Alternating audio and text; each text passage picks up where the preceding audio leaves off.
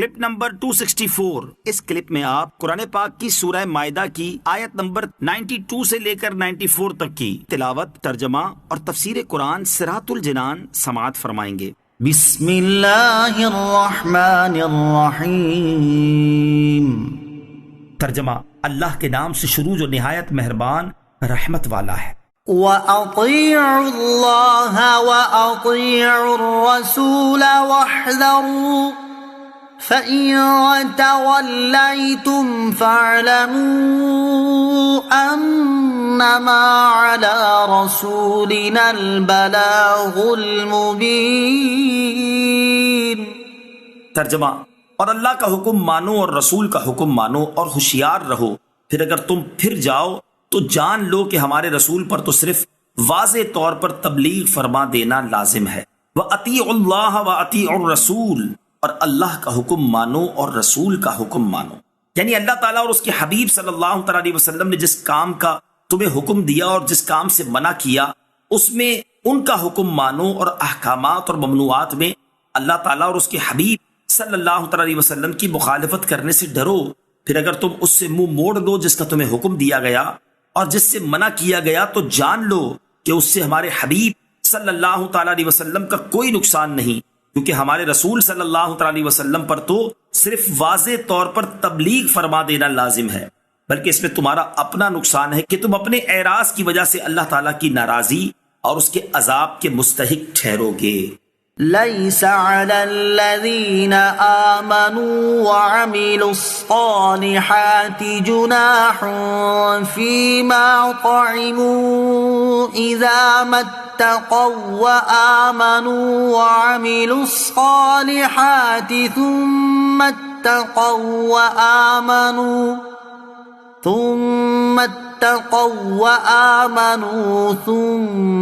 اتقوا وأحسنوا واللہ يحب المحسنین۔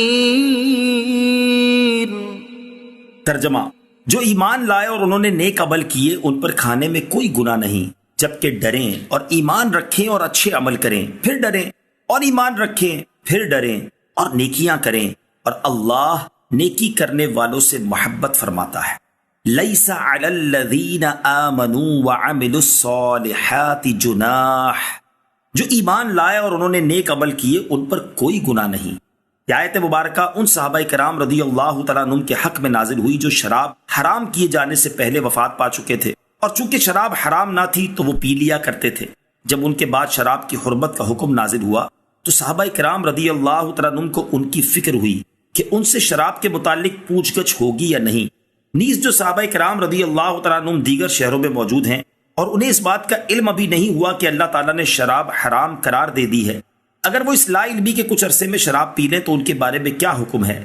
ان کے حق میں یہ آیت نازل ہوئی اور بتایا گیا کہ حرمت کا حکم نازل ہونے سے پہلے جن نیک ایمانداروں نے کچھ کھایا پیا وہ گناہگار نہیں، اسی طرح جنہیں حرمت کا حکم نازل ہو جانے کا علم نہیں ان پر بھی حکم کی معلومات ہونے سے پہلے شراب پی لینے کی صورت میں کچھ گناہ نہیں۔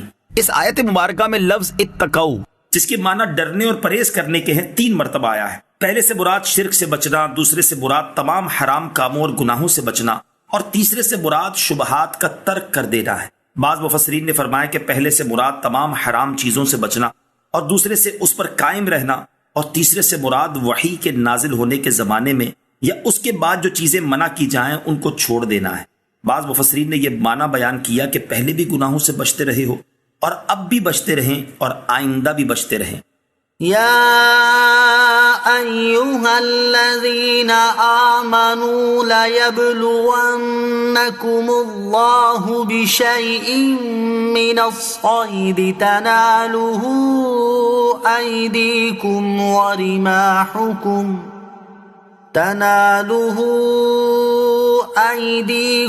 ورماحکم لیعلم اللہ من یخافہ بالغیب فمن اعتدى بعد ذلك فله عذاب علیم۔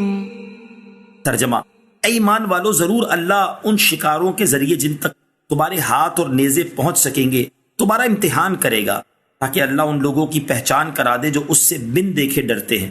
پھر اس ممانعت کے بعد جو حد سے بڑھے تو اس کے لیے دردناک عذاب ہے۔ لَيَبْلُوَنَّكُمُ اللَّهُ، ضرور اللہ تمہیں آزمائے گا۔ 6 ہجری جس میں حدیبیہ کا واقعہ پیش آیا، اس سال مسلمان حالت احرام میں تھے۔ اس حالت میں وہ اس آزمائش میں ڈالے گئے کہ شکار کیے جانے والے جانور اور پرندے بڑی کثرت سے آئے اور ان کی سواریوں پر چھا گئے۔ اتنی کثرت تھی کہ صحابہ کرام رضی اللہ تعالیٰ عنہم کے لیے انہیں ہتھیار سے شکار کر لینا بلکہ ہاتھ سے پکڑ لینا بالکل اختیار میں تھا۔ اس کے متعلق اللہ تعالیٰ نے یہ آیت نازل فرمائی، لیکن صحابہ کرام رضی اللہ تعالیٰ عنہم حکم الہی کی پابندی میں ثابت قدم رہے اور حالت احرام میں شکار نہ کیا۔ اس سے صحابہ کرام کی عظمت بھی ظاہر ہوئی اور یہ بھی معلوم ہوا کہ کسی گناہ کے اسباب و مواقع جس قدر کثرت سے موجود ہوں ان سے بچنے میں اتنا ہی زیادہ ثواب ہے۔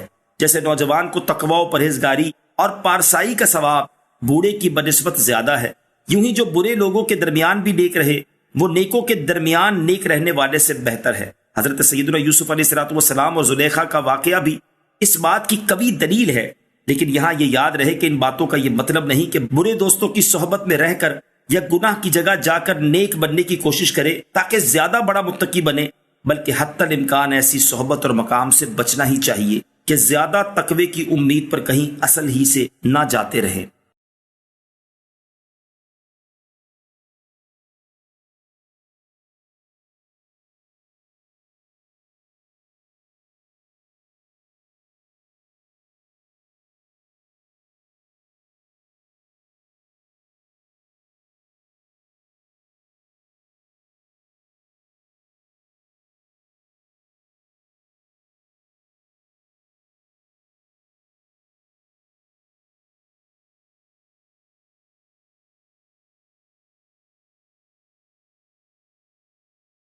کلپ نمبر 265، اس کلپ میں آپ قرآن پاک کی سورہ مائدہ کی آیت نمبر 95 سے 97 تک کی تلاوت، ترجمہ اور تفسیر قرآن صراط الجنان سماعت فرمائیں گے۔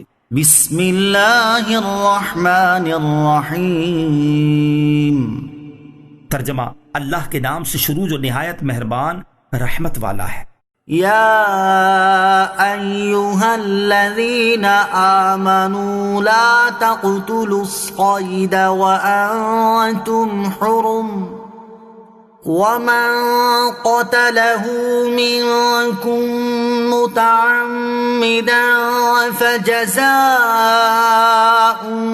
مثل ما قتل من النعم يحكم به ذوى عدل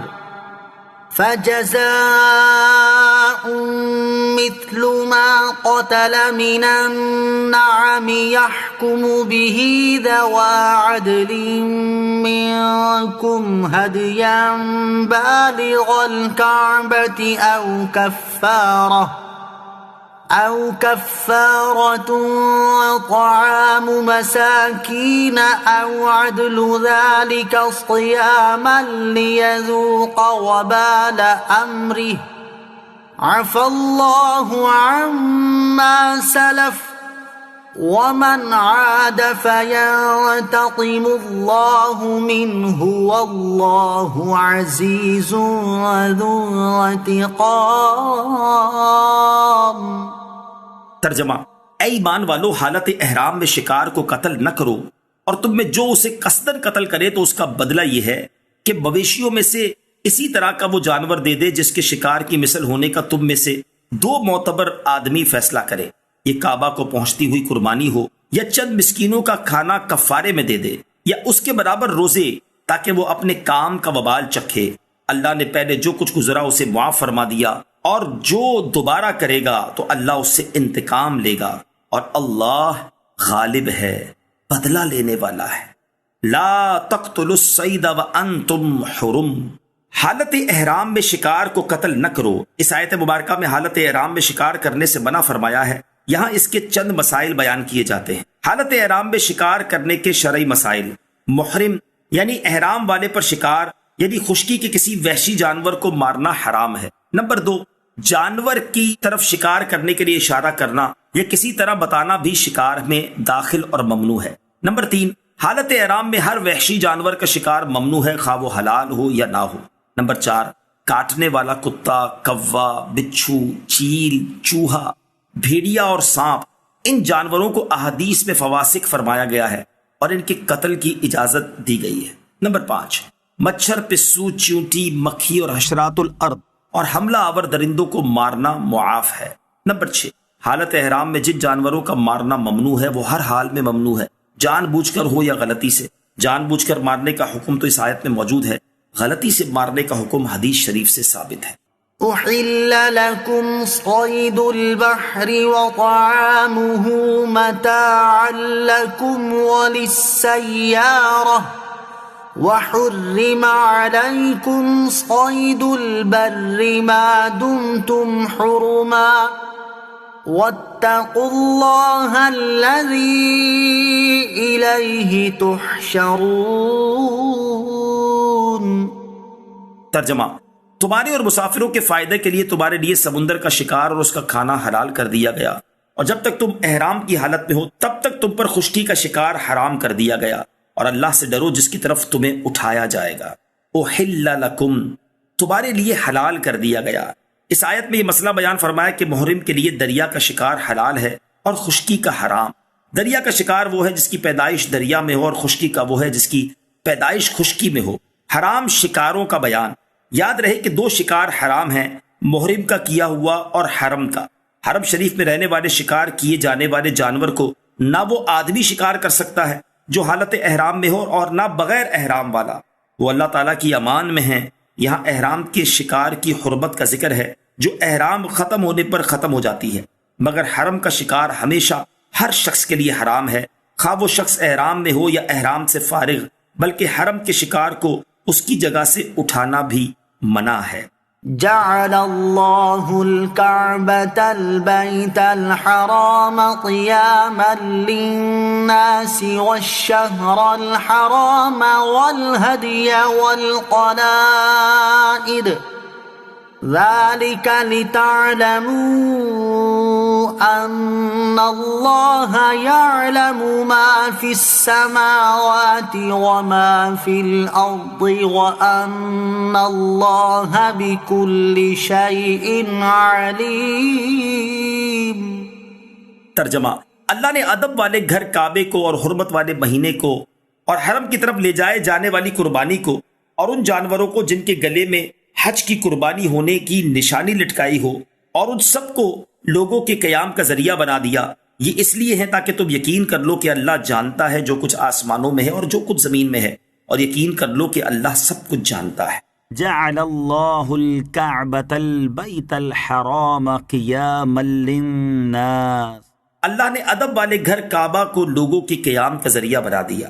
اللہ عز و جل نے خانہ کعبہ کو لوگوں کے لیے قیام کا باعث بنایا کہ وہاں دینی اور دنیاوی امور کا قیام ہوتا ہے، خوف زدہ وہاں پناہ لیتا ہے، ضعیفوں کو وہاں امن ملتا ہے، تاجر وہاں نفع پاتے ہیں، اور حج و عمرہ کرنے والے وہاں حاضر ہو کر مناسک ادا کرتے ہیں۔